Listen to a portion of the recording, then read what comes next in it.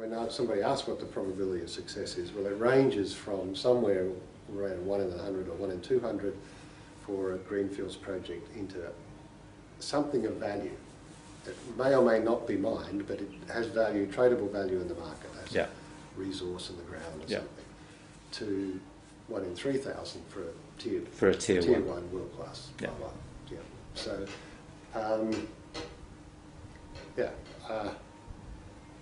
anywhere, it doesn't matter where you are in that range, the risk of failure is very high, and yet mostly exploration geoscientists don't behave accordingly. So the language that's used and the behaviour that you see and the decisions that are made are much more around, there's a good chance of finding something here, just need one more hole, etc., etc. And you read the language in particularly junior company prospectuses, and it's full of a good chance of finding a world-class deposit on one of our tenements. Well, if you've only got 6 tenements and $4 million in a junior IPO, there's a probability of greater than 100 to 1 that you will fail, the company will fail. And a lot of companies don't fail, they get reborn and refunded. But in effect, the initial concept has a very high chance, a 99% chance or better, or worse, of failing.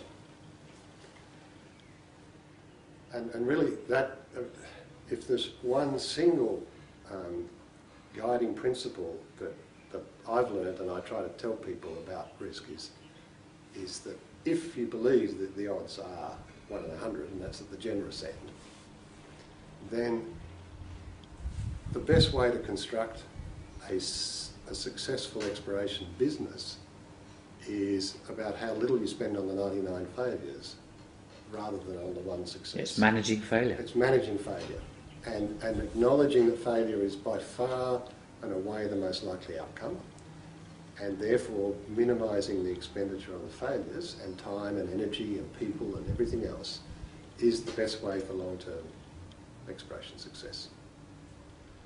That means rapid turnover of projects, it means having a large portfolio of projects, or at least having a continual mechanism for continually feeding projects into the pipeline. And it's trying to get away from the dog and bone syndrome, such that the dog will never give up on the bone. Yes, and really, I can remember the project actually where Dick Hanley and I first started talking about this, and we were just fairly raw consultants and out looking at this epithermal project in Australia somewhere, no names.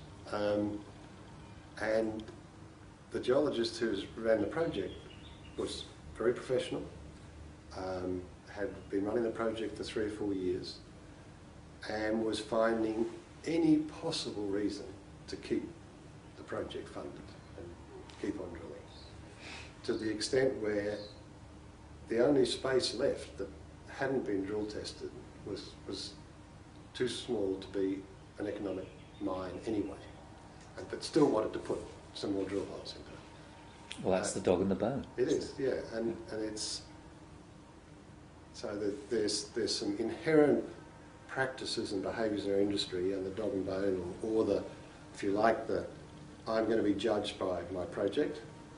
I'm not confident enough to be an explorer who goes out and tests 50 different things and they all fail. So I'm going to be judged by the quality of my project, and so I'm going to make sure it's always presented in the best light and it will never fail.